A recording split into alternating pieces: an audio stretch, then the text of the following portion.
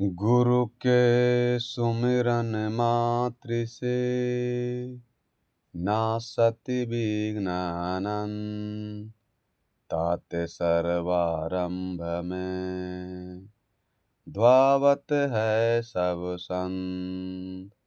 गुरु की महिमा अनंत है, अनंत किया उपकार।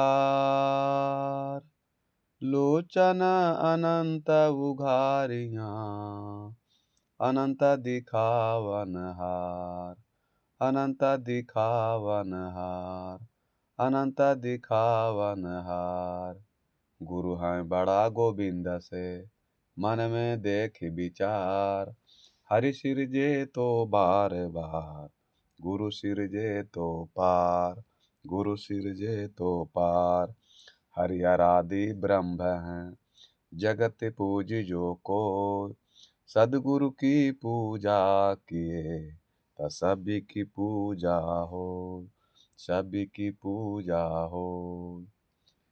मेरे व्यवहारिक एवं परमार्थमिक जीवन के प्रबल प्रेरणा स्रोत परम आराध परम पूज गुरुदेव जी, परम पूज आराध सदगुरुदेव महाराज जी ज्ञान ध्यान साधना के द्वारा तीर्थों को भी पावन कर देने वाले मधु मंगलमय संत समाज और जितने भी जो सत्संग प्रेमी हैं, जो सत्संग में आए हुए हैं, वो अध्यात्म प्रेमी सज्जनों तथा देवियों साहेबन। आज मनुष्य जो है भ्रमित में पड़ा हुआ है। भ्रम क्या है कि मनुष्य सुख शांति को प्राप्त करे, कि मोक्ष मुक्ति को प्राप्त करे, कि धन संपत्ति को प्राप्त करे, या शरीर में जो रोग बीमारी लगल है उससे प्राप्त करने का कोई उपाय करे। तो तरह तरह के भ्रांति में मनुष्य फंसा हुआ है। उसके लिए जग तप पूजा पाठ व्रत उपवास भी कर रहे हैं ताकि हमारा कल्याण हो जाए, इसमें लगल। लेकिन उनका उद्देश्य क्या है, पूजा का, पाठ का, जग का, तप का उद्देश्य क्या है, ये पता नहीं है। हालांकि उद्देश्य तो सबका यही रहे कि हमारा शरीर में कोई कष्ट न हो, मेरा परिवार में कोई बीमारी न हो, मेरा बच्चा को पढ़ लिख करके नौकरी लग जाए, धन संपत्ति पूरा प्राप्त हो जाए, मेरे घर में कलह कलेश चिंता टेंशन नहीं हो, लड़ाई झगड़ा नहीं हो। इसलिए जग तक पूजा पाठ करते हैं। उद्देश्य तो सही है, लेकिन ज्ञान नहीं रहने के चलते मनुष्य भटक जाते हैं।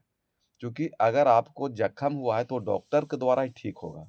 आपको नौकरी चाहते हैं तो पढ़ाई के द्वारा ही नौकरी प्राप्त कर सकते हैं। अगर शरीर में कोई कष्ट है तो डॉक्टर उसको ठीक कर सकता है। अगर घर में कलह कलेश चिंता टेंशन है तो आपसी दया प्रेम करुणा से सुलझा सकते हैं। उसके लिए आपको जग तक पूजा पाठ करने की जरूरत नहीं है। और मनुष्य को यही मन भ्रमित हो गया, और लोग ब्राह्मण लोग या कुछ भ्रमित कर दिया कि आप जग तक पूजा पाठ कीजिएगा ना तो सुख शांति मिलेगा, परमात्मा ईश्वर से मिलन हो जाएगा, घर में आपको सुख शांति होगा, और दारू ताड़ी मांस मुर्गा सब छूट जाएगा, कलह कलेश चिंता टेंशन, और आपको सुख शांति मिलेगा। और इस भ्रम में पूरा संसार में आदमी फंसा हुआ है और जग तक पूजा पाठ कर रहा है।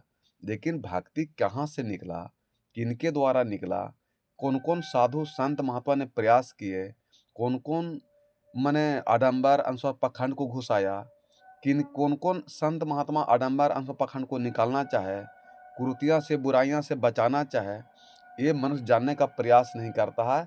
और अपना द्वापर और त्रेता का बात करता है, रामायण की बात करता है, गीता की बात करता है, महाभारत की बात करता है, ब्रह्मा विष्णु महेश की बात करता है, भजन भक्ति की बात करता है, लेकिन कभी अपने के बारे में नहीं जाना, माता पिता के बारे में नहीं जाना, दादा दादी के बारे में नहीं जाना, अपना जीवन के बारे में नहीं जाना, और त्रेता के या द्वापर के और सतयुग के बात जानने का प्रयास कर रहा है। जैसे त्रेता में राम के पत्नी का हरण हो गया था, आपका पत्नी का हरण हुआ है जो उसको ढूंढने का खोजने का प्रयास कर रहे हैं। तो वो राम के रामायण से राम का समस्या सोल्व हो सकता है, आपका समस्या सोल्व नहीं होगा। इसलिए इसको समझिए कि भक्ति का अर्थ क्या है, भक्ति किनके द्वारा हुआ।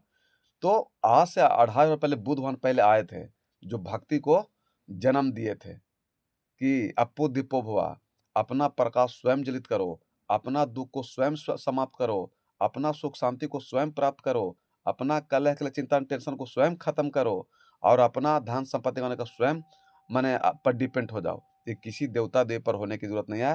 ये बुधवान बताए से आज से 2500 वर्ष पहले कि अप्पो दीपो भवा, कि अपना दीपक स्वयं बनो, अपना दीपक स्वयं जलाओ। वो दिया घिया बाती की जरूरत नहीं है पंडित के द्वारा ब्राह्मण के द्वारा। अंता ही अंतो नाथ हो। बुधवान कहते हैं कि आत्मा तो स्वयं परमात्मा का रूप है जी। आत्मा के अलावा कौन परमात्मा हो सकता है? तुम बाहर में जो पूजा पाठ व्रत उपवास करके जो परमात्मा को खोज रहे हो, वो तुम भ्रम में फसल हो, आडंबर में पखाड़ में फसल हो, लेकिन उनकी कोई बात माना नहीं। लेकिन बुद्धवान बहुत सा समझाने का प्रयास किए थे कि हम ही अपने कर्म से होते शुद्ध अशुद्ध, अन्न कौन शोधन करे, देव ब्रह्म या बुध कबीर। आपने बुराई अपने धारण की है तो बुराई आप स्वयं छोड़िए। परिवार में अहंकार क्रोध घमंड स्वयं किए हैं तो अहंकार क्रोध घमंड स्वयं छोड़िए। दया प्रेम आदर भाव को स्वयं ग्रहण कीजिए। विषय वासना आप स्वयं ग्रहण किए हैं तो विषय वासना आप स्वयं छोड़िए। आपके बदले कोई छोड़ेगा नहीं। तब जाके आपको सुख शांति मोक्ष मुक्ति मिलेगा। ये पूजा पाठ से व्रत उपवास से मिलने का चीज नहीं है। और कहीं थे बुधवान कि मत हत्या कर मत त्रास दे, सबके जीव सबके एक के समान प्राण, अब अपनी सी ही वेदना सब जीवों की जान। बुधवान कहते कि मत हत्या कर मत त्रास दे, सबके एक के प्राण और हत्या कबू न छूटिए, जो कोटिल सुने पुराण। अगर कोई मनुष्य धरती पर दारू ताड़ी मांस मछली मुर्गा चोरी बेमानी निंदा शिकायत मने दुर्व्यसन का या विषय व्यसन फसल है तो लाख किसी का पूजा पाठ करे व्रत उपवास करे, उसको मोक्ष मुक्ति सुख शांति नहीं मिल सकता है। चाहे वो कोई पंथी हो या रामाश्रय का हो या धन निरंकार हो, बाल योगेश्वर हो या वो शिव चर्चा वाला हो या कोई मंदिर जगता में पूजा पाठ करते हो या कोई मुसलमान में मस्जिद में नमाज पढ़ते हैं, अल्लाह खुदा रब को याद करते हैं। अगर आपके अंदर में विषय वासना है तो आपको परमात्मा ताकेंगे नहीं। तो बहुत सा बात को बताए थे बुधवान, लेकिन उनकी बात को कोई नहीं माने और शरीर छोड़ दिया बुधवान। तो फिर हमारे सनातन धर्म में एक महान पुरुष का और जन्म हुआ था। उस महान पुरुष का नाम था आदि जगत गुरु शंकराचार्य, जिसमें सदगुरु कबीर साहब कहे ना कि भक्ति द्राविड उपजे, लाए रामानंद, प्रकट किए कबीर ने, सात दीप नौ खंड। तो शंकराचार्य जी का जन्म माने माता का नाम वशिष्ठा देवी, पिता का नाम शिव गुरु। उनके तमिलनाडु में केरल के कलाड़ी गांव में उनका जन्म हुआ था। 788 ईस्वी में उनका जन्म हुआ था। शंकर जैसे उनका मूल नाम शंकर था, लेकिन जब आध्यात्मिक ज्ञान प्राप्त किए, आत्मा परमात्मा के बारे में जाने, तब उनका नाम उनके गुरु रख दिए आदि जगत गुरु शंकराचार्य, जो सनातन धर्म के पहला माने दूसरा गुरु हुए। पहला गुरु तो हो गए बुद्धवान फिर हो गए शंकराचार्य। तो शंकराचार्य जी का जन्म केरल के कलाड़ी गांव में हुआ, जिसमें हम लोग गाते हैं कि जन गण मन अधिनायक जय हे, भारत भाग विधाता, पंजाब और सिंधु गुजरात मराठा, द्राविड़ उचकल बंगा। द्राविड़ मन होता है दक्षिणी भारत, दक्षिणी भारत होता है द्राविड़ माने। तो वहाँ जन्म हुआ। उनके माता का नाम वशिष्ठा देवी, पिता का नाम शिव गुरु, और 788 ईस्वी में जन्म हुआ शंकर के, और 820 ईस्वी शरीर को छोड़ दिए। मात्र 32 धरती पर है, और मात्र 32 वर्ष में वो आध्यात्मिक ज्ञान को प्राप्त कर लिए, ब्रह्म बन गए थे और पूरा 4 गो मठ की स्थापना किए। तो उनका जन्म वहाँ हुआ। तो जन्म होने के बाद 4-5 साल के बाद शिव गुरु शरीर छोड़ दिया, मर गए उनके पिता। तो शंकर जी कहीं न अपने माता वशिष्ठा देवी से कि हे माता, हमको आप मोक्ष मुक्ति वैराग होने का ज्ञान दीजिए, साधु बनने का आशीर्वाद दीजिए। तो कोई माता पिता चाहते हैं कि हमारा बेटा साधु बने? कोई इच्छा करते हैं? साधु बनाना कोई नहीं चाहते हैं।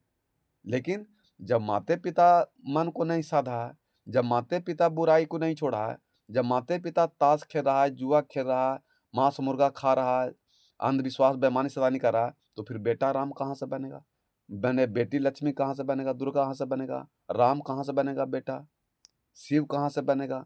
तो अगर आप चाहते हैं कि मेरा बेटा राम बने, तो पहले माता पिता रामन बनना छोड़ दीजिए, कुंभकर्ण बनना छोड़ दीजिए, दुर्योधन बनना छोड़ दीजिए, कंस बनना छोड़ दीजिए। आप राम बनने का प्रयास कीजिए, शरमन बनने का प्रयास कीजिए, कृष्ण बनने का प्रयास कीजिए, दुर्गा देवी लक्ष्मी बनने का प्रयास कीजिए, शिव बनने का प्रयास कीजिए। जब माता पिता खुद बुराई विषय वासना में है, तो पुत्र आपका बच्चा कभी कैसे छुड़ा सकते हैं आप? नहीं कहीं कि हम बेटा तुमको साधु बनने नहीं देंगे।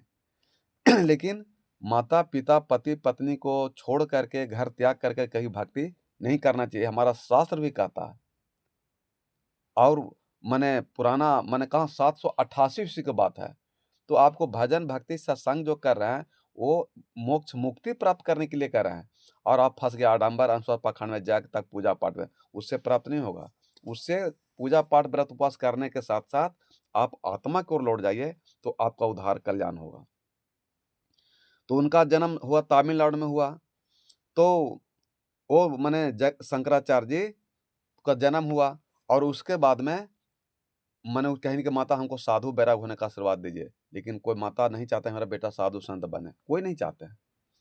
अंत में एक दिन गए जमुना में स्नान करने के लिए, तो उनके पैर में मगरमच्छ लटक गया, शंकर जी के। तो कहीं माता जी अब तो हमारा प्राण 10 से 15 मिनट और बचेगा, अब मेरा मृत्यु निश्चित है। इसलिए अब तो हमको बैराग और साधु होने का आशीर्वाद दे दीजिए। कहें कि जाओ बेटा तुम बैराग हो जाओ, साधु बन जाओ। बैराग का मतलब होता है सारे राग को छोड़ देना, सारे विषय वासना को छोड़ देना। बैराग कहिए, साधु कहिए, महात्मा कहिए, संत कहिए, गुरु कहिए, एक ही चीज़ है कि बैराग का मतलब सारे राग से यानी विषय वासना को जो छोड़ दे, उसे बैराग कहते हैं, साधु कहते हैं, संत कहते हैं, महात्मा कहते हैं, गुरु कहते हैं। गु माने अंधकार और रु माने प्रकाश, जिसका चेतन आत्मा ज्ञान अंधकार से प्रकाश की ओर आ जाए, उसे गुरु कहते हैं। यानी विषय वासना है जो दुख दर्द पीड़ा देता है और दया प्रेम करना है जो सुख शांति देता है। अब बताइए कि आदमी विषय वासना को छोड़ दिया, अहंकार, क्रोध, घमंड को छोड़ दिया, दारू, ताड़ी, मांस, मुर्गा छोड़ दिया, लड़ाई झगड़ा छोड़ दिया, कलह कलेश, चिंता, टेंशन छोड़ दिया, उसको भी कहता है लोग कि बड़ी साधु बना है। तो सोचिए उसको भी चैन से जीने नहीं देगा इस संसार, आप संसार जीने नहीं देता है।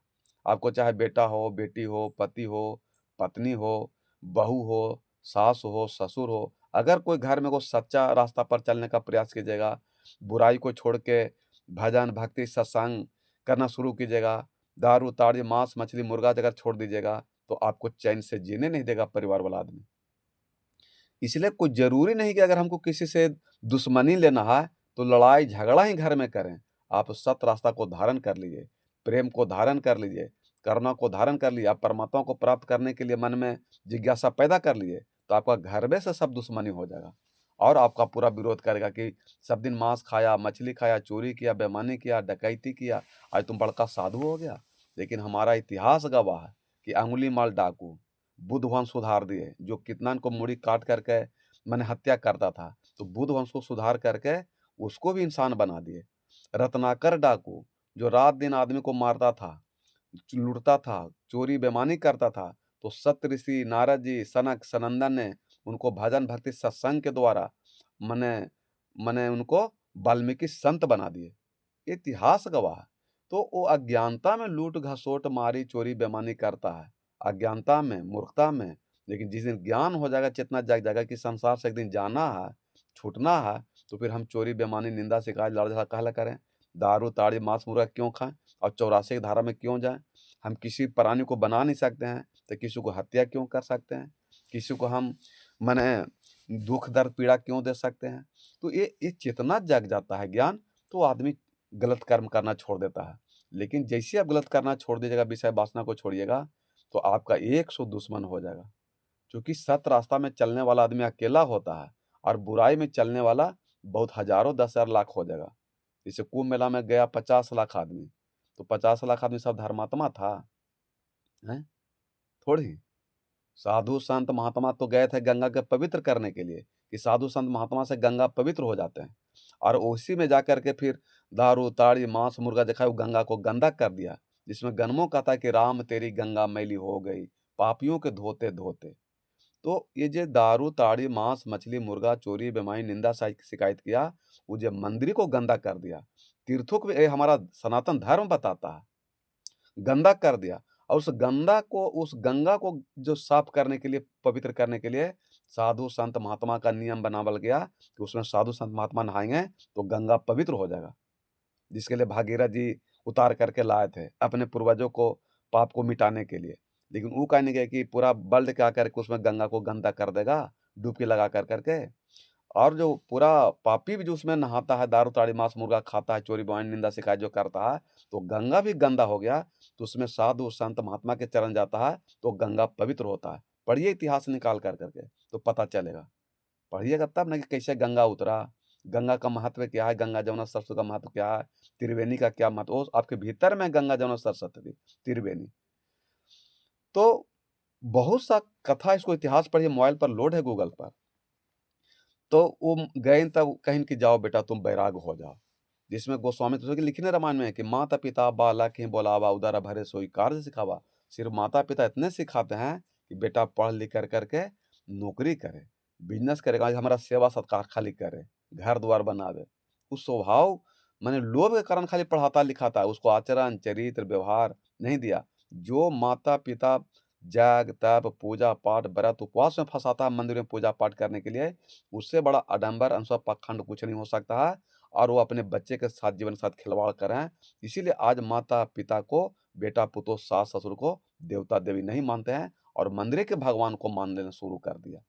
सच्चाई तो यही है कि वो आप खुद कह रहे हैं कि आप ये नहीं कह रहे कि तुमको जन्म हम दिए, तुमको 9 महीना कोख में हम रखे, तुमको पढ़ा लिखा हम रहे हैं, तुम्हारा टट्टी को हम साफ कर रहे हैं, नाक को हम साफ कर रहे हैं, कपड़ा को हम साफ कर रहे हैं, तुमको दाना पानी खाना पीना सब हम तुमको जुटा रहे हैं, तो तुम्हारा परमात्मा देवता भी हम हैं कि वो मंदिर वाला हो गया।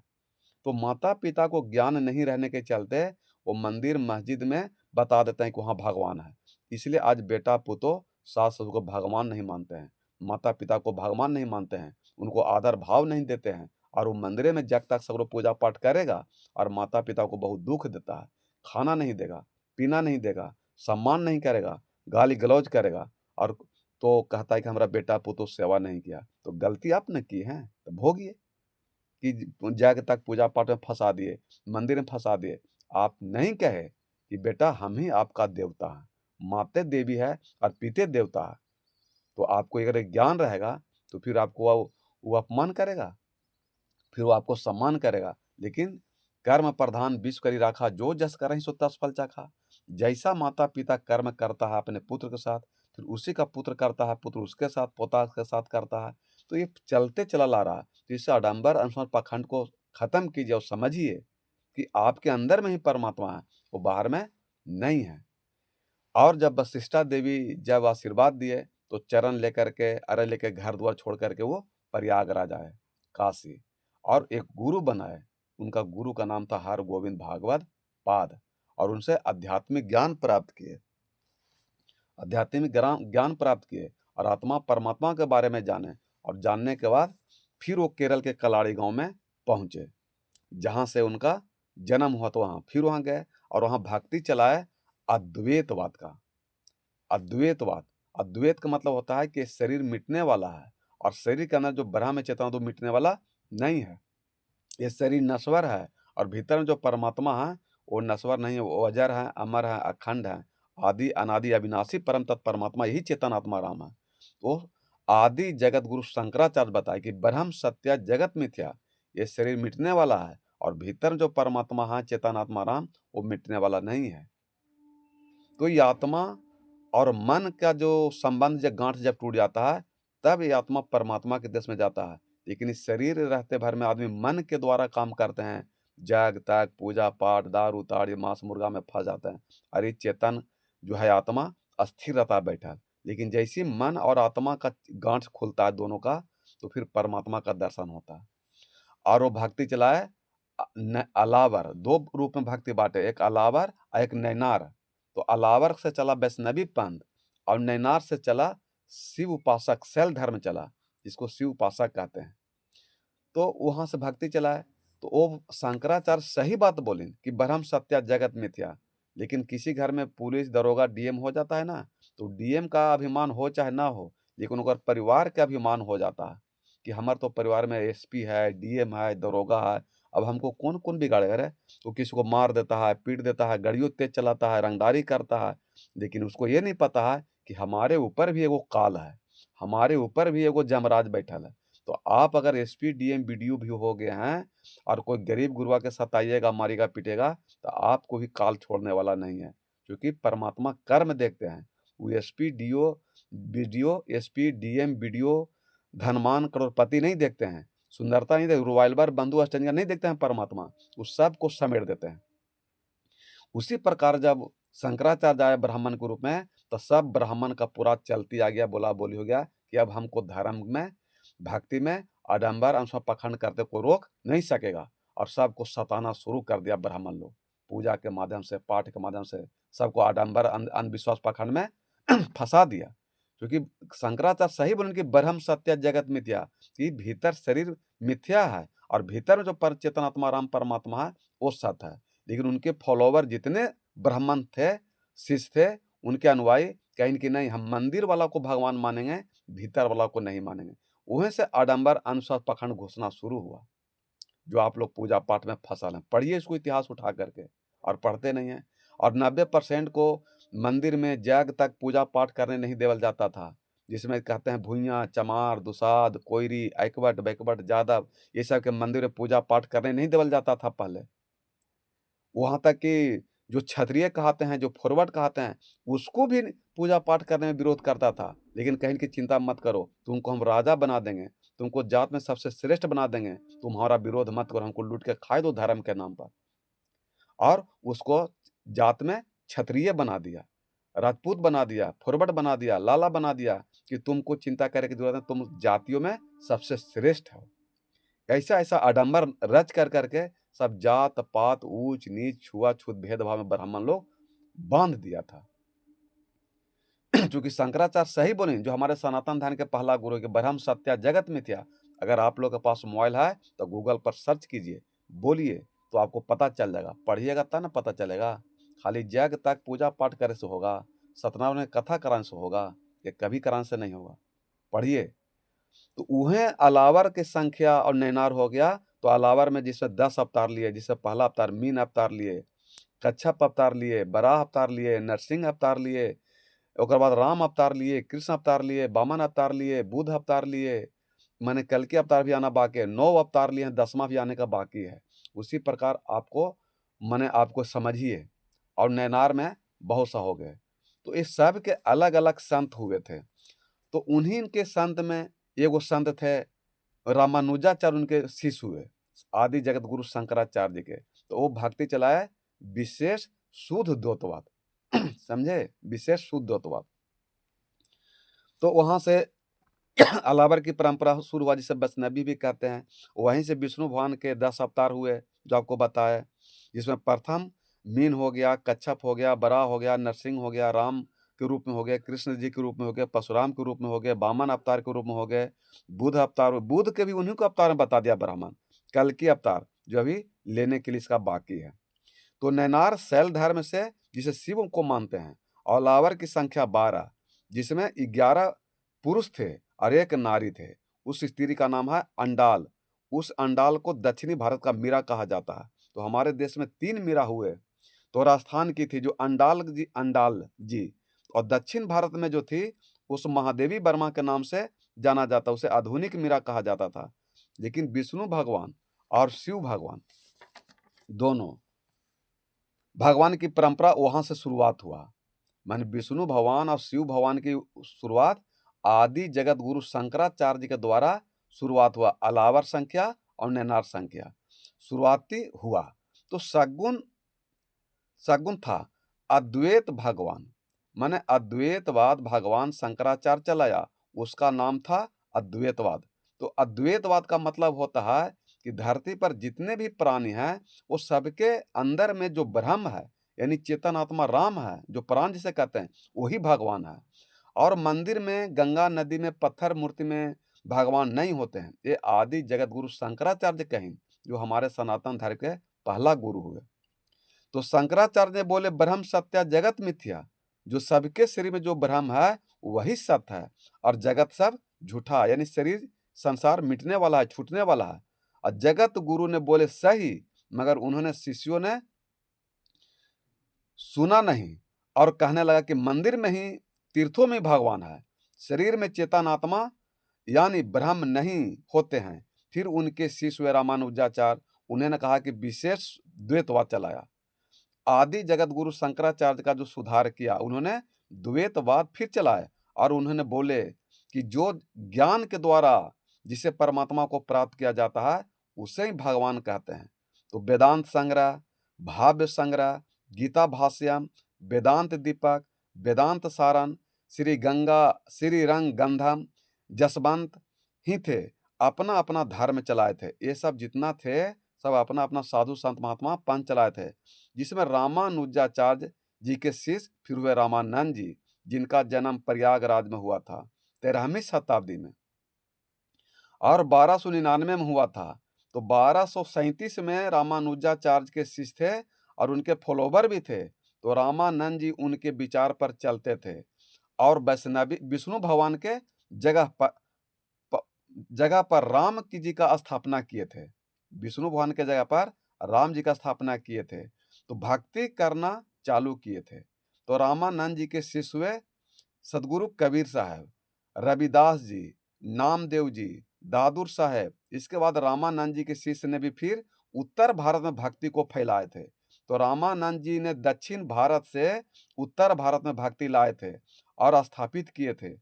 फिर वहां से भक्ति आंदोलन शुरू हुआ और दो भागों में बांटा गया, क्योंकि पहले मंदिर में गरीबों को और दलितों को मंदिर में पूजा पाठ करने नहीं दिया जाता था, क्योंकि रामानंद जी राम के भक्त थे और बाहर वाले भगवान को ही मानते थे।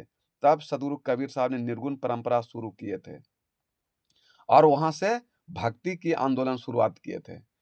तो वहां से देखिए दक्षिणी भारत से भक्ति शुरू हुआ था कि भक्ति द्राविड उपजे, लाए रामानंद, प्रगट किए कबीर ने, सात दीप नौखंड।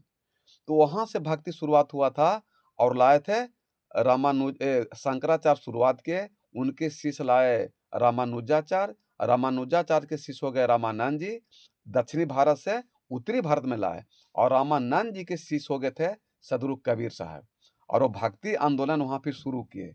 तो कबीर साहब ने सोची कि अब हम धरती पर नहीं जाएंगे, सही भक्ति नहीं बतावेंगे तो लोग इंसान जग तप मंदिर पूजा पाठ में फंसा रह जाएगा और असली परमात्मा को नहीं जान पाएगा, तब मोक्ष मुक्ति उसको कभी नहीं होगा।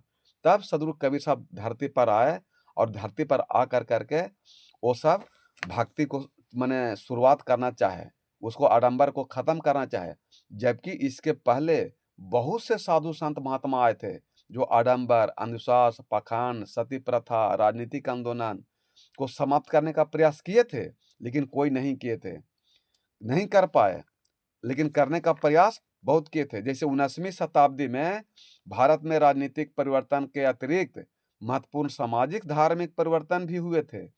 उस समय तक भारतीय समाज एवं धर्म अनेक कुप्रथाओं और रूढ़ियों से ग्रस्त था सामाजिक जीवन।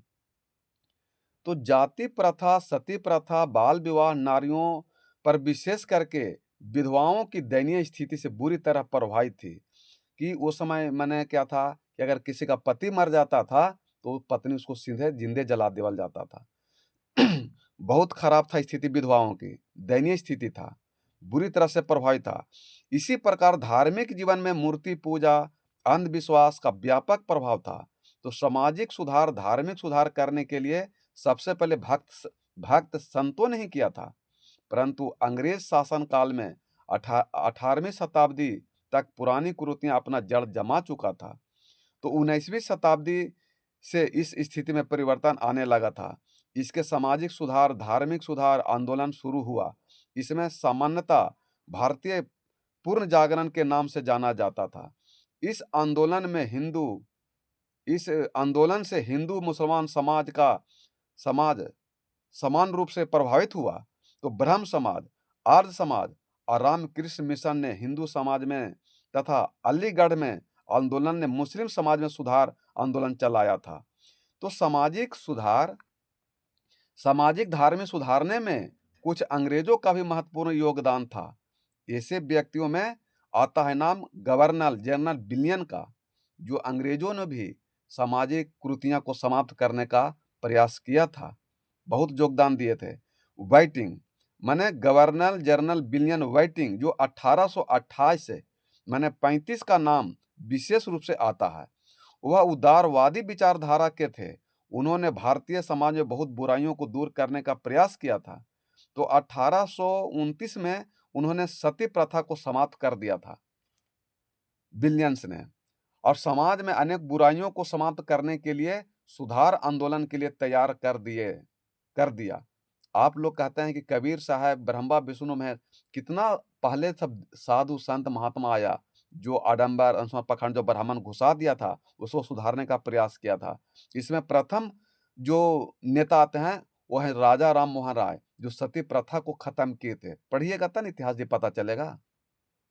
जो स्त्री को जिंदे जला दिया जाता था पति को मरने के बाद, तो राजा राम मोहन राय ब्रह्म समाज सुधार करने वाले माने प्रथम गुरु बने थे, या वो माने बीड़ा उठाए थे कि हम सती प्रथा को खत्म करेंगे, बाल विवाह को खत्म करेंगे, कुरीतियां को खत्म करेंगे, अंधविश्वास पखंड को खत्म करेंगे, ये मूर्ति पूजा, जड़ पूजा को समाप्त करेंगे, जग तप को समाप्त करेंगे।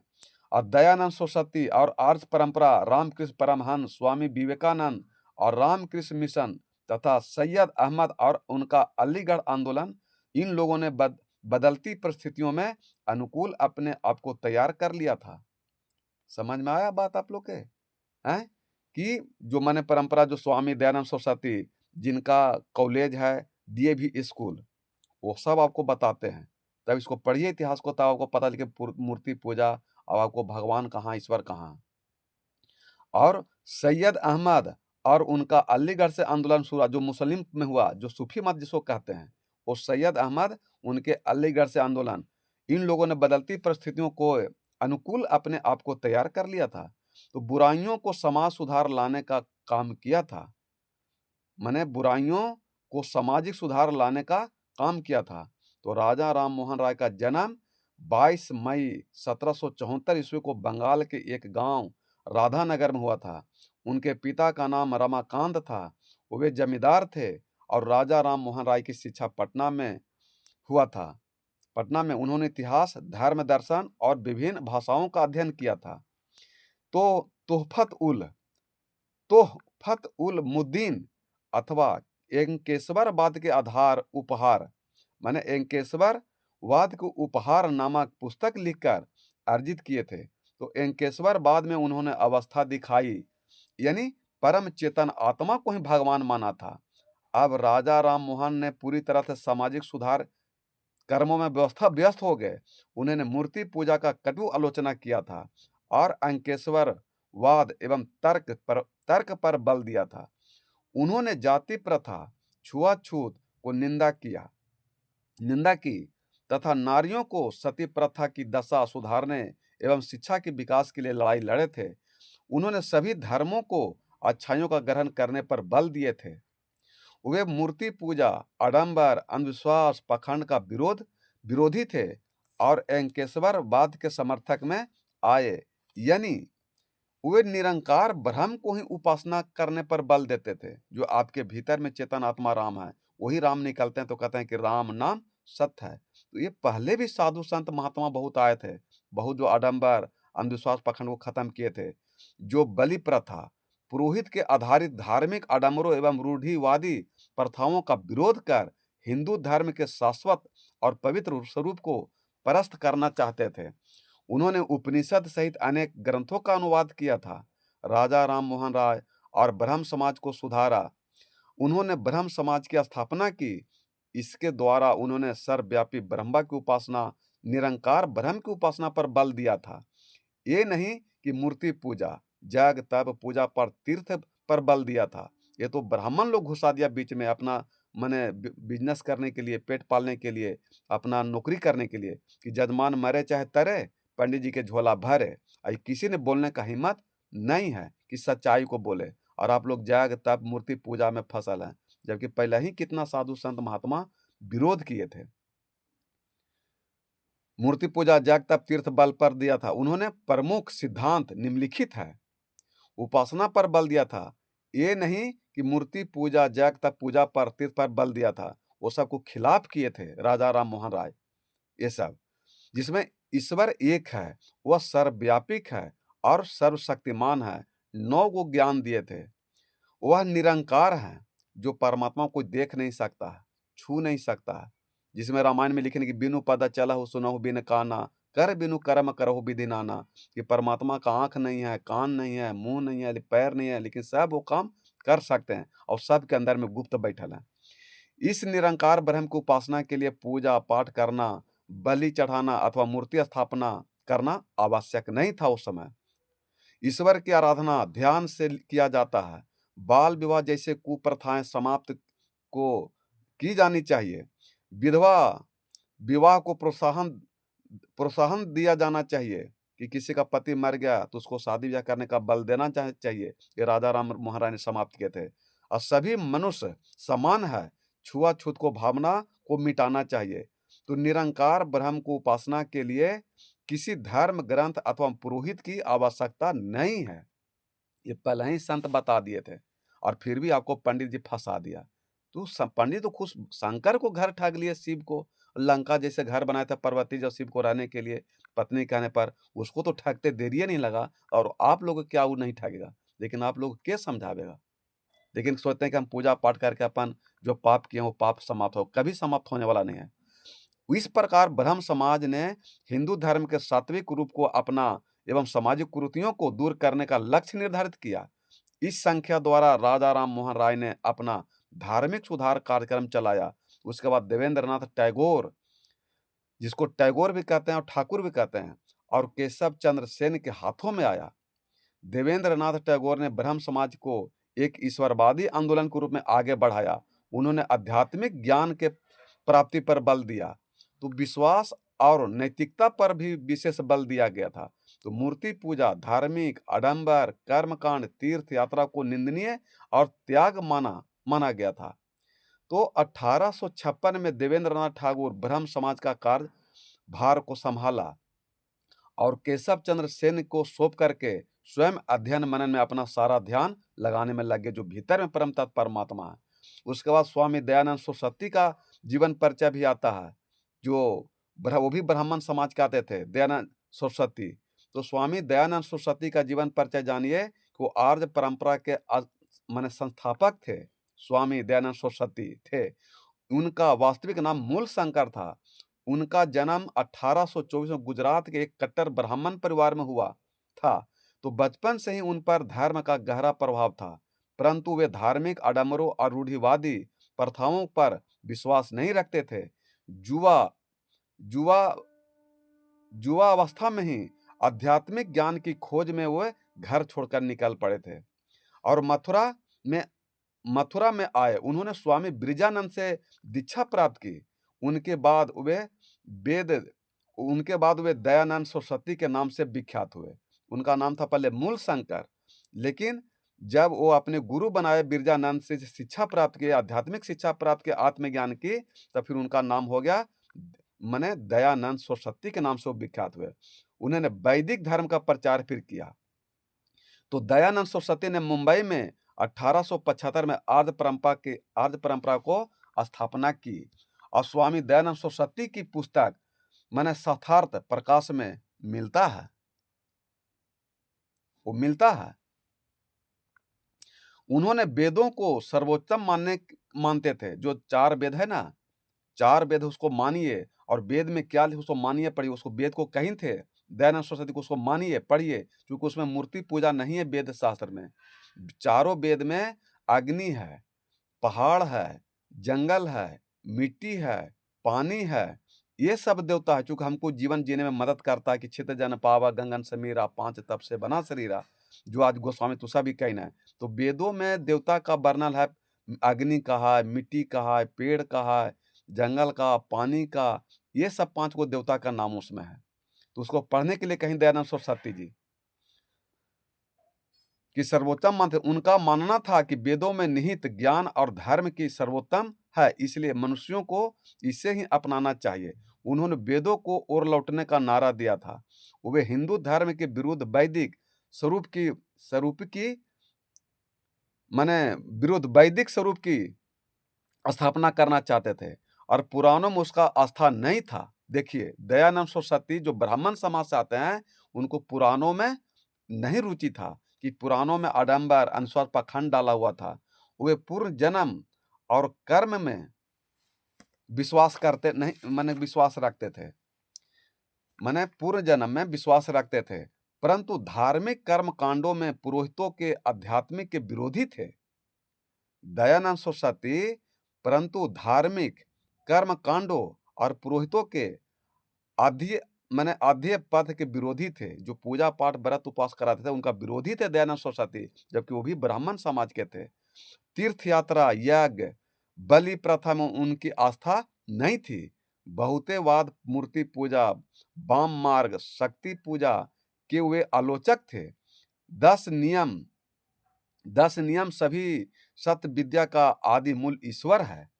ईश्वर मैंने कही नहीं कि सभी सत्य विद्या का आदि मूल ईश्वर है। जो पहला है, ईश्वर सर्वशक्तिमान, सर्वव्यापक, निरंकार और सबसे अधिक पवित्र हैं। सच्चा ज्ञान वेदों में ही निहित है, अतः सबों को इसका अध्ययन करना चाहिए। दयानंद सरस्वती कह रहे हैं कि वेद को पढ़िए, लेकिन शास्त्र को मत पढ़िए। शास्त्र में आपको उलझा देगा, सुलझे नहीं देगा जीवन।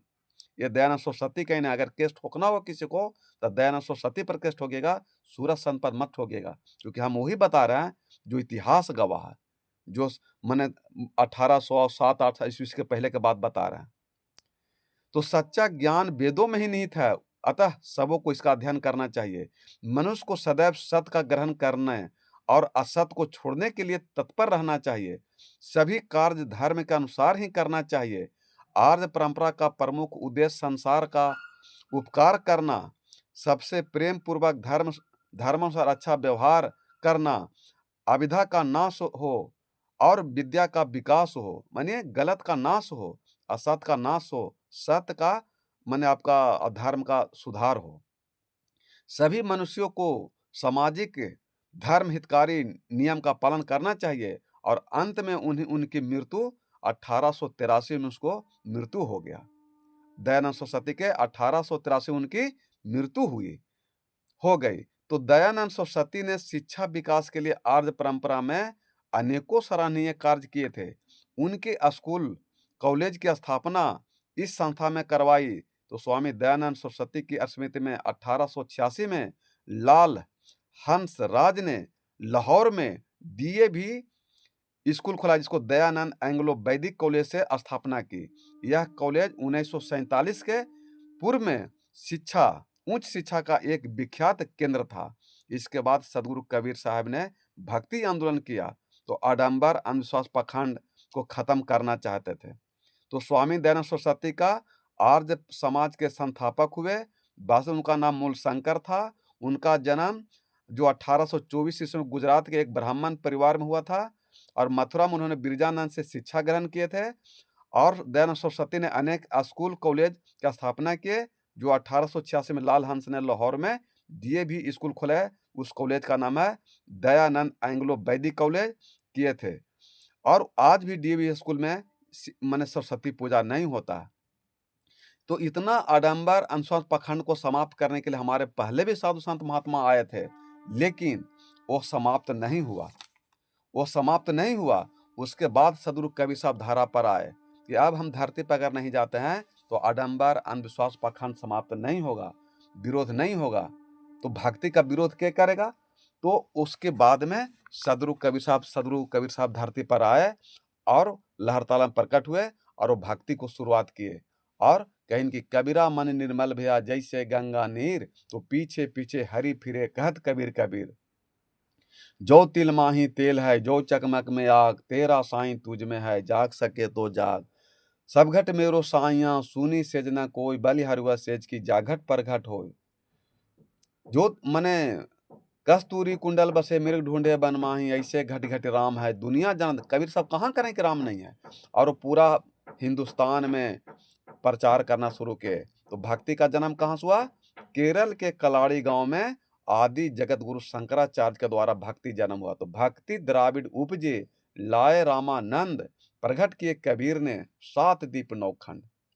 कितने साधु संत जिसमें बालवाचार, निमकाचार, माने माधवाचार, कुमारिल भट्ट, स्वामी वैष्णवी पंत, एक से एक साधु संत महात्मा आए थे आडंबर अंधविश्वास पाखंड को खिलाफ को खत्म करने के लिए, लेकिन नहीं हुआ था। तब सदगुरु कबीर साहब आए, जो भक्ति को कहीं सही कि ब्रह्म सत्या जगत मिथ्या, यानी सगुण की सेवा करो निर्गुण का कर ध्यान, सरगुण निर्गुण से परे जहां हमारा ध्यान।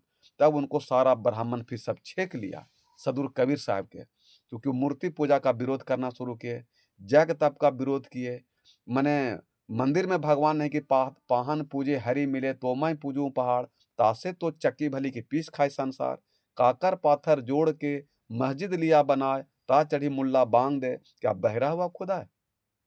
परमात्मा खुदा रब तो एक चींटी भी बोलता है, उसका भी आवाज सुन लेते हैं, और आपको वाणी को नहीं सुनेंगे जो इतना चिल्ला रहे हैं। तो सबको सुधारने का प्रयास किए, लेकिन सब ब्राह्मण उनको छेक लिया।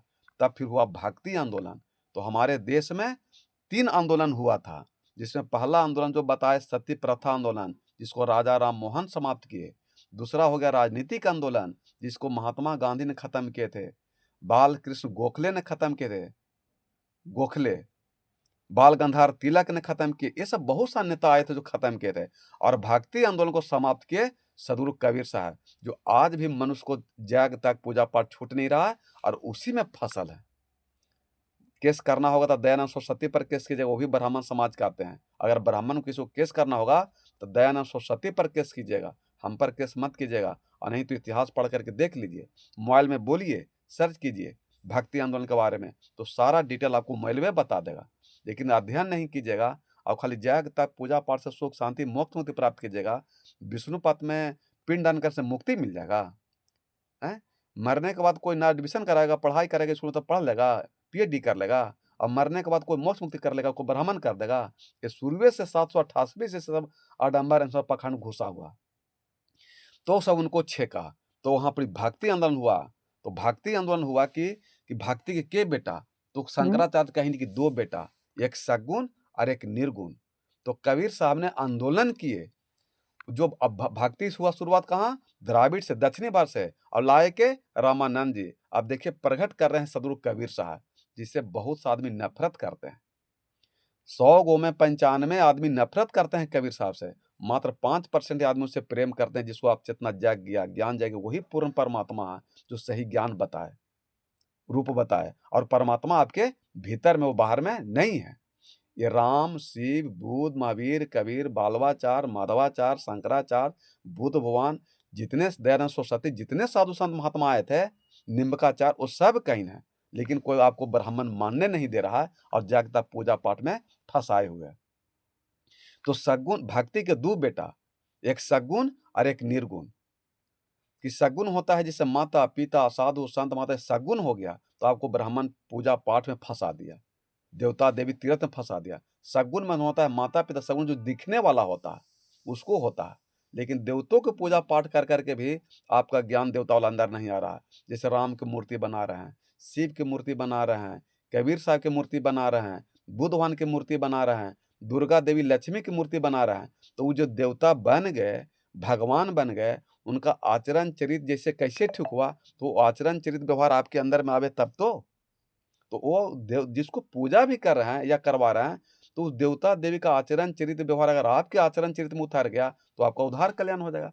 लेकिन आपको कह लें कि नहीं, खाली पूजा पाठ व्रत उपवास करते हैं, लेकिन राम का आचरण आपके अंदर में नहीं आ रहा है, कबीर का आचरण आपके हृदय में नहीं आ रहा है, बुद्ध का आचरण चरित्र व्यवहार कर्म आपके अंदर में नहीं आ रहा है, ब्रह्मा विष्णु महेश का आचरण चरित्र व्यवहार आपके अंदर में नहीं आ रहा, और फिर भी दारू ताड़ी मांस मुर्गा नहीं छूट रहा, और जाग तक पूजा पाठ करके आप मोक्ष मुक्ति प्राप्त करना चाहते हैं, ये कतई संभव नहीं होगा।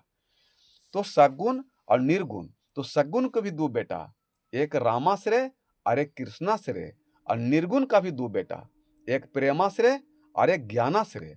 तो भक्ति जैसे घर में बंटवारा करते हैं ना, तो कैसे बंसाबली बनाते हैं, उसी प्रकार बंसाबली बनाए थे सदगुरु कबीर साहब जब वो धरती पर आए थे तब।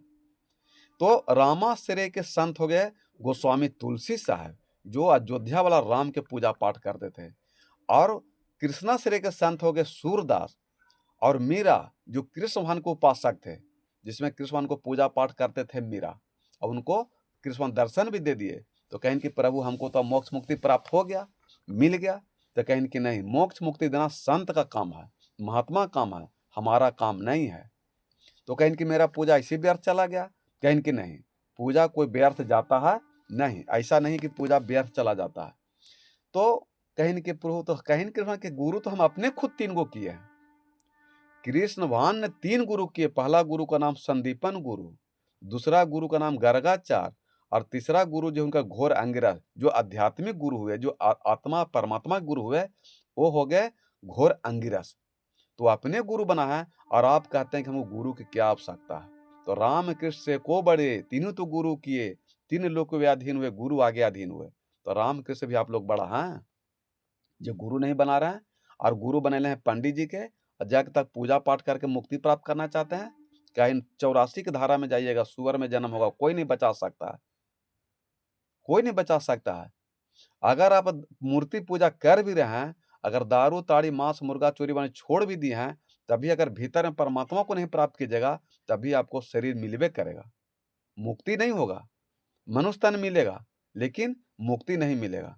मुक्ति अगर चाहते हैं, तो हर हाल में भीतर में चेतन आत्मा राम को आपको प्राप्त करना है, जिसके कारण हमारा आवाज़ नहीं कर रहा है, बोली नहीं कर रहा है। हम देख रहे हैं, सुन रहे हैं, खा रहे हैं, पूरे परिवार में बने हुए हैं।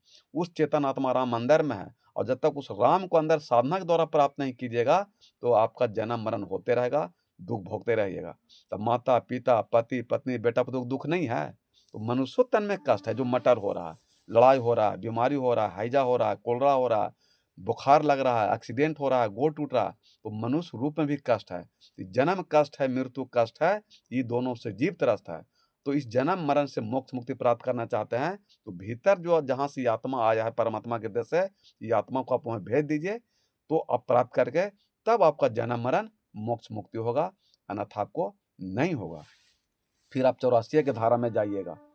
तो इसलिए वहाँ पर तो माने मीरा तो कहें कि प्रभु इतना दिन पूजा पाठ किए, तो हमको कम से कम कोई गुरु बता दीजिए। तो उस समय गुरु थे काशी में संत रविदास जी, तो उनके पास भेजे और वहाँ पर जा कर के आत्मा के द्वारा परमात्मा को प्राप्त किया। चूँकि आत्मा में परमात्मा है, आत्मा परमात्मा नहीं है, आत्मा में परमात्मा है।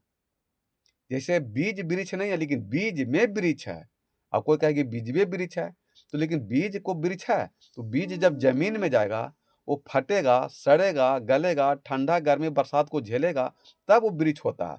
उसी प्रकार ये आत्मा में वृक्ष है, ये आत्मा में परमात्मा है। तो ये दारू, ताड़ी, मांस, मछली, मुर्गा, चोरी, बेईमानी, निंदा, शिकायत को सड़ावेगा, गलावेगा, तब उसमें से परमात्मा प्रकट होंगे, विराजमान होंगे, तब आपको मोक्ष मुक्ति होगा। ऐसे नहीं। तो वहाँ आत्मा की बात किए, प्राप्त किए, और फिर अपना और स्थान अपना गांव में लौटी और पैर में घुंघरू बांध करके नचना शुरू किए कि पायो जी मैंने पायो राम रतन धन पायो। तो सब गांव वाला कहा कि पहले तुम पूजा पाठ करते थे और ये आप सब पूजा पाठ छोड़ दिया, और ये राम रतन धन किसने दिया, किसने दिया? तो अपने ग्रंथ में लिखिन है कि वस्तु अमोलक दी मेरे सदे गुरु, कर कृपाया पे नायो पायो जी मैंने राम रतन धन पायो। तो राम रतन उनके सदगुरु ने दिए, संत रविदास ने दिए थे। तो कहीं कि पहले आप लड्डू पेड़ा चढ़ाते थे, अब वो नहीं करते हैं। तो कहिन मीरा कि और के पिया परदेस बसत हुए, लिख लिख भेजे पाती, मोर पियो मेरे हृदय बसत में, न कहीं आती न कहीं जाती। कि मेरा जिसका पति दिल्ली में काम करेगा, तो उसका कहेगा पत्नी की टेलीफोन करेगा या चिट्ठी लेके घर आ जाइए, लेकिन जिसका पति घर ही है पर्व त्योहार में, वो टेलीफोन काला करेगा, चिट्ठी काला लिखेगा। तो गांव का भाषा तो समझा नहीं, क्योंकि आध्यात्मिक भाषा का समझना आसान नहीं है। तो कहिन कि हमर भगवान हृदय में है, वो मंदिर में नहीं। जेकर भगवान मंदिर में है, वो पूजा पाठ व्रत उपवास कर करके भगवान को बुलाता है, चिट्ठी लिखता है। लेकिन हमर परमात्मा यही है, तो हमको इसमें भजन भक्ति सत्संग जो है पूजा पाठ सब छूट गया, वो जरूरी नहीं है। तो कहिन कि और के पिया परदेस बसत हुए, लिख लिख भेजे पाती, मोर पिया में हृदय बसत हुए, न कहीं आती नहीं जाती। ये सगुन मार के मीरा संत जो सबको बताइन, क्या ये खाली पुरुषे बताते हैं कि हृदय में रहते हैं? तो मीरा तो लेडीज थी, वो भी कह रहे हैं कि हमारा तो मैंने गोपाल गिरधर गोपाला, जो हृदय में और कोई दूसरा नहीं। मुहे रंग दे अपने रंग में, जो परमात्मा के रंग में रंग जाए, ईश्वर के रंग में रंग जाए, दया के रंग में रंग जाए, प्रेम के रंग में रंग जाए, करुणा के रंग में रंग जाए, तो सारा विषय वासना का रंग अपने आप समाप्त हो जाएगा। जिसको हरि का रंग चढ़ जाए, गुरु का रंग चढ़ जाए, परम तत् परमात्मा का रंग चढ़ जाए, तो उसके पास विषय वासना का रंग अपने आप समाप्त हो जाएगा।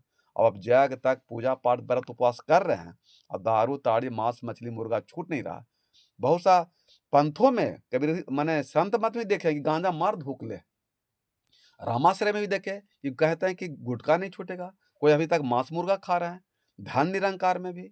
तो ये गुरु को भी बात नहीं मान रहे हैं, तो गुरु को भी बात नहीं मानिएगा जब सत्संग में नहीं उसका नाम है सत्संग, कि सत जोड़ संग और कुसंग। तो कुसंग माने गलत कर्म को छोड़ दीजिए और सही कार्य को पकड़ लीजिए। कुसंग को छोड़ दीजिए और सत्संग में आ जाइए। सत्संग का मतलब है कि सत्य जोड़ संग, और माने कुसंग माने गलत जोड़ कर्म। तो गलत कर्म को छोड़ दीजिए और सही कर्म में आ जाइए, तो आपका मोक्ष मुक्ति जीते जी प्राप्त हो जाएगा। तो आज सब गुरुओं को बात नहीं मानते हैं, और गुरुओं भी जो बंधन बांध के रहते हैं कि दूसरा के बात मत सुनिएगा, दूसरा के ज्ञान मत लीजिएगा, जो हम करें वही सही है। ये गुरु लोग भी बांध दिए हैं। और कोई भी आज जो पंथ में जितना जुड़े हुए हैं, वो दूसरा को बात सुनने के लिए तैयार नहीं है। लेकिन जिसका भाग उदय होगा, वो दूसरा को भी बात को सुन के ग्रहण कर सकता है। इसलिए कबीर साहब कहें कि सब काहू का लीजिए, साचा शब्द विचार, पक्षपात मत कीजिए, कहें कबीर विचार। वो कहते हैं कि सब कर लीजिए, एगो हमरे खाली मत लीजिए। अगर कबीर साहब कह रहे हैं कि 5 जोड़ 5 बराबर 10, तो सही है, 10 होता है। रामा सिरेवाला कह रहे हैं कि 8 जोड़ 2 बराबर 10, तो भी 10 सही है। कृष्णा सिरेवाला कह रहे हैं कि 7 जोड़ 3 बराबर 10, तो भी 10 सही है। या और कोई कह रहे हैं 6 जोड़ 4 बराबर 10, तो भी 10 है। तो कबीर साहब कह रहे हैं कि सत्य बात को भी बोले, उसको ले लीजिए और गलत बात को छोड़ दीजिए। कोई भी टेंट का निंदा शिकायत मत कीजिए। लेकिन आज दूसरे में सबकी निंदा शिकायत में लगी, तोड़ तोड़ पंथ कर रहे हैं, तो पंथ को पार्टी बना लिए हैं, तो पार्टी से आपका कल्याण नहीं होने वाला। इसको आत्मज्ञान सुधारिए। दारू ताड़ी मांस मछली मुर्गा गुटखा छोड़िए। अगर सत्संग में जुड़ गए हैं तो, चाहे कोई भी सत्संग हो, चाहे शिव चर्चा हो, चाहे धन निरंकार हो, चाहे कबीरपंथी हो, चाहे बाल योगेश्वर हो, या रामपाल बाबा का हो, चाहे अनिरुद्धाचार्य का हो, चाहे माने कोई भी साधु संत महात्मा, उतना कितना को बोले जाए, 132 को तो पंथ है। राम भद्रा जी का चार्ज हो, किसी का पंथ हो, आप सत्य को धारण कर लीजिए, असत को त्याग दीजिए, दया प्रेम करना को धारण, तो आपको उद्धार हो जाएगा। तो ये मीरा भी कहीं कि और के पिया परदेश बसत हुए, लिख लिख भेजे पाती, मोर पिया मोर हृदय बसत है, ना कहीं आती ना कहीं जाती। तो मंदिर में जब तक पूजा पाठ कर रहे हैं, ओकर भगवान वहाँ है, लेकिन मिलेगा, लेकिन हमार तो परमात्मा यही मिल गए। तो हमको अब हरे राम पूजा पाठ करने को जरूरत नहीं है, ये मीरा बता है। और प्रेमा मार्ग के संत हो गए जो मल्लिक मोहम्मद जैसी हुए, जिसने सूफी मत का पंथ वहां से चला, जिसमें वो अपना ग्रंथ लिखे।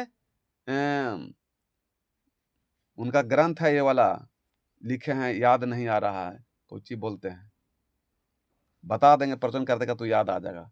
जो मल्लिक पद्मावती का रचना किए थे, जो पद्मावती ग्रंथ का रचना किए, पढ़िए पद्मावती ग्रंथ रचना। तो प्रेमा मार्ग के संत हो गए मल्लिक मोहम्मद जैसी, जो अवधी भाषा लिखी। और यहाँ लोग शंकराचार्य कहते हैं अभी कि गोस्वामी तुलसी साहब लिखे हैं अवधी भाषा। अवधी भाषा का प्रयोग मल्लिक मोहम्मद जैसी ने किए थे शुरुआत। क्योंकि कृष्ण मोहन भी आप ब्रज में आते थे, ब्रज भाषा का प्रयोग किए थे कृष्ण मोहन भी, और सदगुरु कबीर साहब भी बजरे भाषा का बज्र माने प्रयोग किए, क्योंकि दोनों का जन्म काशी में रहते थे, तो दोनों का इलाका एक ही था, ब्रज भाषा ही था। ब्रज कहते हैं कि बज्र ब्रज ऐसे कहते हैं, ब्रिज भाषा। तो वो दोनों एक ही भाषा का उपयोग किए थे। तो ये मल्लिक मोहम्मद जैसी ने माने स्थापना किए, संत हुए। किनका? प्रेमा मार्ग के, जो सूफी मत उसको कहा जाता है, उपनाम सूफी मत है उसका, जो पद्मावती ग्रंथ का रचना किए। और ज्ञानाश्रय के संत हुए, संतों के सम्राट सदगुरु कबीर साहब, जिसका उपनाम है संत मत। लेकिन आज यहाँ सब कहते हैं कबीर पंथी कहते हैं, कबीर पंथी कहते हैं, कबीर पंथी नहीं होता है, संत मत है, लेकिन सब कबीर पंथी कह देते हैं। कहिए कोई दिक्कत नहीं है, क्योंकि कबीर साहब का अनुयायी है तो कहते हैं कबीर पंथी। कोई मजाक में कमर पंथी भी कह देते हैं, वो तो 84 की धारा में जाएंगे, उसको कोई रोक नहीं सकता है टिप्पणी बहस करने वाला को। नहीं जानते हैं मत कीजिए बहस, तो चलेगा, लेकिन किसी का निंदा शिकायत अगर कर देते हैं तो आपका 84 के धारा में चले जाइएगा। परम धर्म शुद्ध विदित हिंसा, पर निंदा सब अघन अगर हिंसा, ये गोस्वामी तुलसी रामायण में लिखे। तो ये भक्ति आंदोलन हुए, और सदगुरु कबीर साहब ने आडंबर अंश पखंड को खत्म किए, और कहीं कि सबघट मेरो साइया सुनी सेज न कोई, बल हरिव सेज की जाघट प्रगट कोई ऐसा हृदय नहीं है जहां पढ़ के राम का वास नहीं है, कृष्ण का वास नहीं है, रब खुदा का वास नहीं है, बुद्ध महावीर कबीर का वास नहीं है, शिव का वास नहीं है। वो परमात्मा एक है, लेकिन इस संसार के लोग उनका नाम अनेक नाम से पुकारता है, अनेक नाम। तो परमात्मा एक है। परवश जीव स्वस भगवंता, जीव अनेक एक श्रीकांता। जीव अनेक हो सकता है, नाम अनेक हो सकता है, लेकिन परमात्मा एक ही है। और कहीं कि अ, जो तिल माही तेल है, जो चकमक में आग, तेरा साईं तुझ में जाग सके तो जाग। कबीरा मन निर्मल भया, जैसे गंगा नीर। तब पाछे पाछे हरि फिरे, कहत कबीर कबीर। कि मने आपका मन निर्मल हो गया तो पीछे पीछे भगवान फिरेंगे।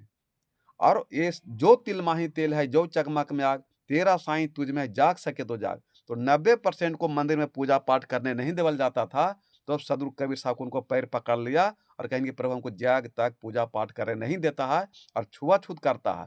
तो कबीर साहब कहें कि तोर तने के हम मंदिर बना देंगे, तोर भीतरे में हम राम के दर्शन करा देंगे, तोर घरे के हम मंदिर बना देंगे, तुमको कहीं जाने की जरूरत नहीं है, तोर मने के मंदिर बना देंगे। जिसमें हम लोग चलते फिरते कह देते हैं गाँव घर का आदमी कि मन चंगा तो कठौती में गंगा।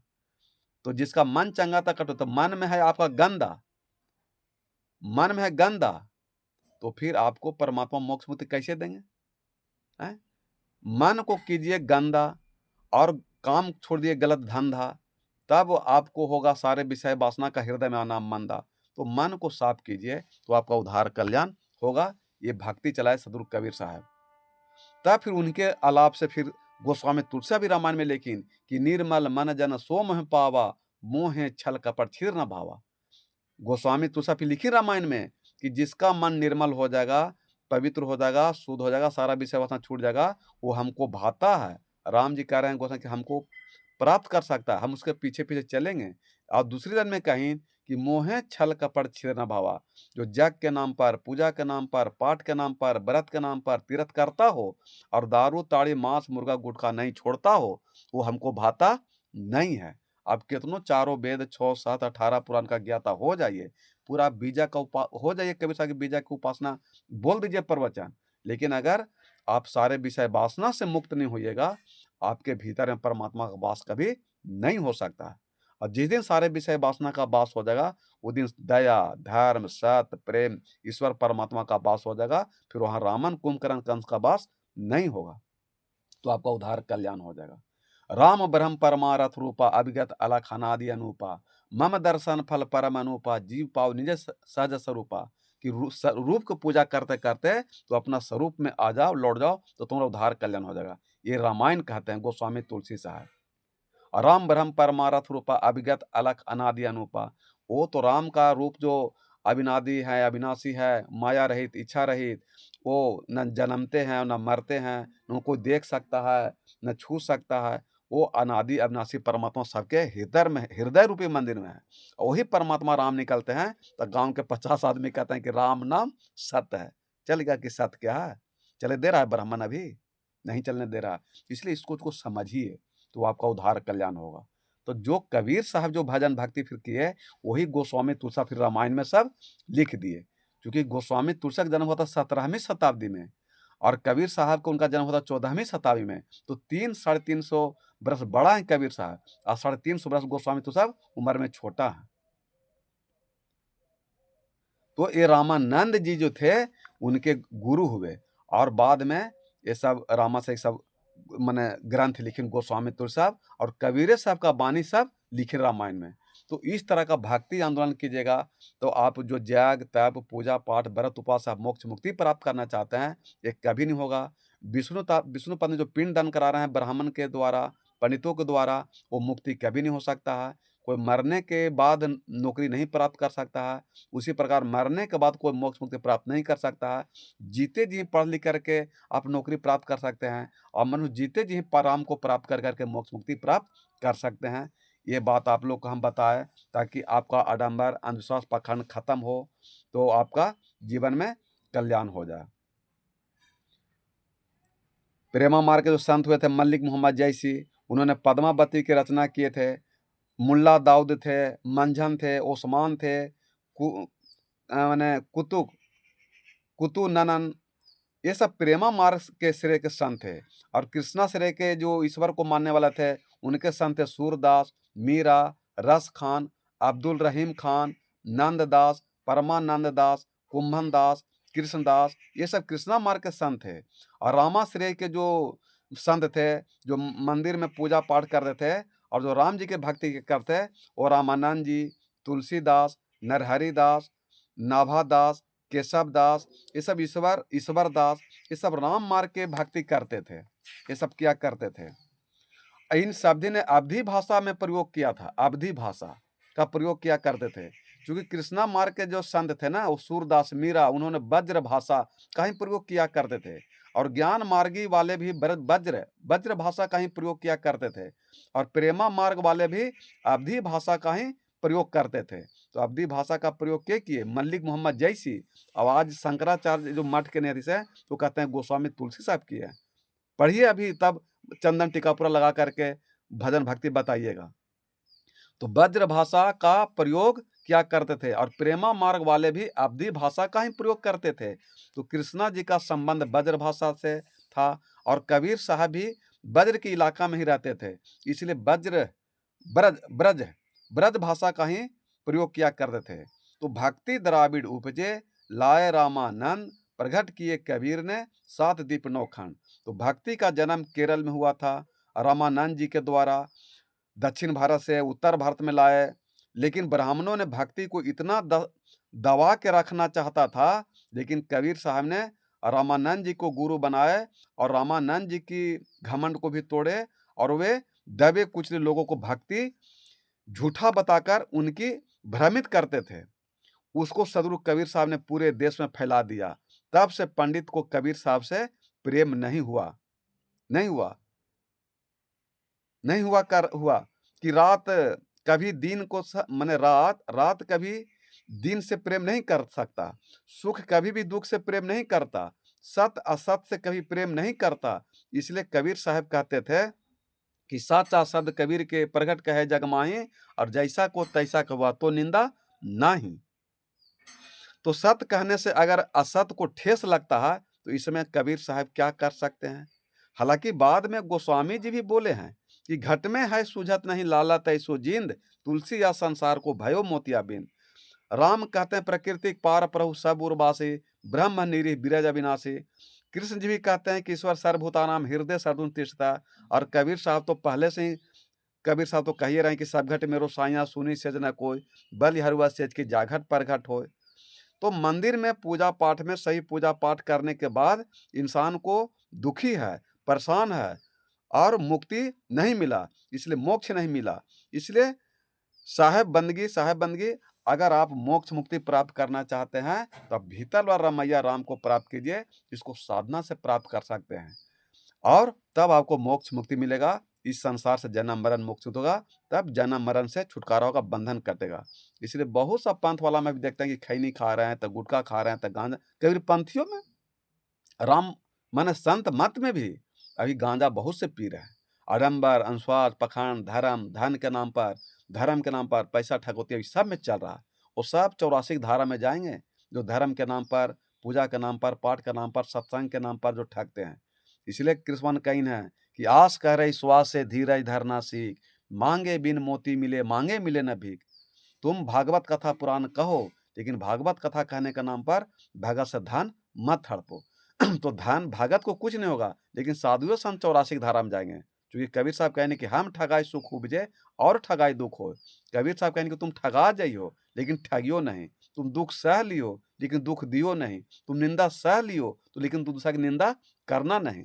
तो ये दूसरा को जो ठगता है, वो खुद लेकिन ठगाता है।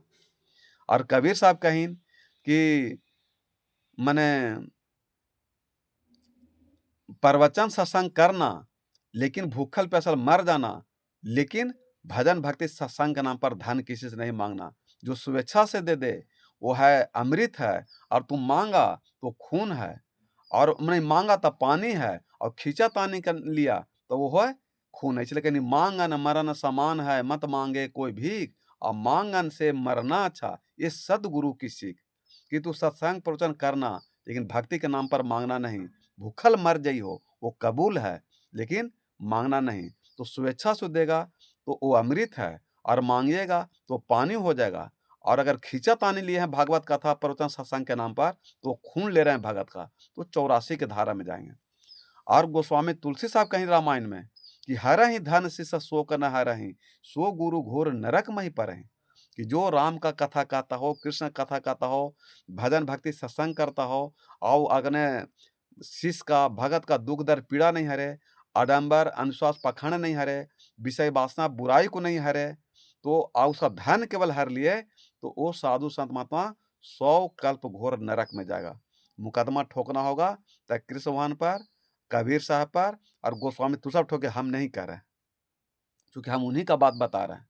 क्योंकि पहले ही गोस्वामी तो क्या नहीं कि हमारा कुछ नहीं, हम चुन चान के कर रहे हैं। उसी प्रकार हमारा शब्द कुछ एक भी शब्द नहीं है। हम जो कह रहे हैं, जो सारे वेद, सात ऋषि मुनि, जो 788 ऋषि सब जितना साधु संत महात्मा का है, उन्हीं का बात कहा हुआ हम कह रहे हैं। हम बना के कुछ नहीं कर रहे हैं। इसलिए मुकदमा ठोकना होगा तो दयानंद सरस्वती पर ठोकेगा, जो मूर्ति पूजा, जग तप, पूजा पाठ, तीर्थ का विरोध किए हैं। हम विरोध नहीं किए हैं। हम तो लोगों को जगा रहे हैं कि पहले ही से इसका विरोध हो रहा है, इसलिए आपको ठग रहा है, तो आपका उद्धार कल्याण होगा। इसलिए सच्चे गुरु को पकड़िए और गुरु का बात भी मानिए। बहुत सा सत्संग में जुड़ गए, गुरु बना लिए हैं, लेकिन गुरु कहते हैं कि दारू, ताड़ी, मांस, मछली, मुर्गा, चोरी, बेईमानी छोड़ दो, लेकिन शिष्य नहीं छोड़ता। तो इसमें कोई गुरु भी नहीं कर सकता है, मत छोड़िए। तो अगर आप संत महात्मा का बात को समझ जाइएगा, तो आपका उलझन समाप्त हो जाएगा। नहीं समझिएगा तो आप जीवन में उलझन रहिएगा, कभी आपको जीवन सुलझे वाला नहीं है, और आपका जन्म मरण मोक्ष मुक्ति नहीं होगा। इसलिए मोक्ष मुक्ति चाहते हैं तो अब तक जो सारा विषय वासना में डूबे उसको छोड़ दीजिए और परमात्मा का जाप कीजिए, तो आपका उद्धार कल्याण हो जाएगा। जिंदगी में भूल करना पाप कर, हर घड़ी परमात्मा का जाप कर। जिंदगी में भूल करना पाप कर, भूल से हो जाए अगर पाप तो कुछ समय बैठकर मन में पश्चाताप कर। जिंदगी में भूल करना पाप कर, और ये 2 काम कर दीजिएगा तो आएगा तुझको परमात्मा नजर। पहले तो दिल का आईना साफ कर, जिंदगी में भूल करना पाप कर। हर घड़ी परमात्मा का जाप कर। वही आप जो पाप किए हैं, वो भजन भक्ति सत्संग से, गुरु करे से, परमात्मा का जाप से, परमात्मा को प्राप्त करने से सारा पाप समाप्त हो जाएगा, और आपको परमात्मा मोक्ष मुक्ति का रास्ता साफ कर देंगे। जैसे नली का पानी भी गंगा में मिलकर पवित्र हो जाता है, उसी प्रकार जो आत्मा गंदा होता है वो परमात्मा से मिलकर पवित्र हो जाता है। जो कपड़ा गंदा हो जाता है वो साबुन सरफ से पानी से फीट करके साफ करके फिर पहन लेते हैं। तो ये आत्मा गंदा हो गया तो सत्संग के पानी से, गुरु के वाणी के सामने से रगड़ रगड़ के साफ कर दीजिए, तो आत्मा फिर साफ हो जाएगा। फिर आपका मोक्ष मुक्ति सुख शांति का रास्ता साफ होगा, तब आपको सुख शांति मोक्ष मुक्ति प्राप्त होगा। इसलिए आप जग तक पूजा पाठ व्रत उपवास करते हैं, तो आपका उद्धार कल्याण होगा। बोलिए सदगुरुदेव भगवान की जय। हमारी वाणी से कहीं ठेस लगा होगा तो क्षमा कर दीजिएगा, माफ कर दीजिएगा, क्योंकि हमको ईड़ भीड़ से मतलब नहीं है। हमको आप लोग के ज्ञान देने से मतलब, सुधारने से मतलब है।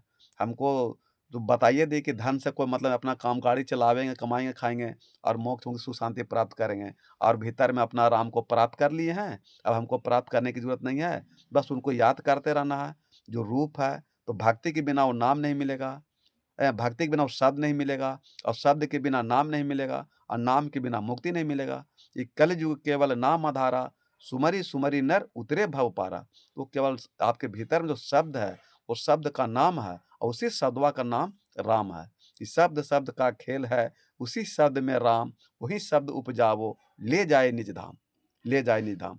जो आपका जन्म मरण मोक्ष में होता है। 3 काम कर, अर्थ धर्म काम, ये 3 काम मनुष्य करते हैं, लेकिन मोक्ष की भक्ति नहीं करते हैं। हमारे सनातन धर्म मोक्ष है, तो मोक्ष मुक्ति तभी होगा जब सारे विषय वासना से मुक्त होइएगा, तो आपका उद्धार कल्याण हो जाएगा। बोले सदगुरुदेव भगवान की जय। साहेब बंदगी, साहेब बंदगी, साहेब बंदगी।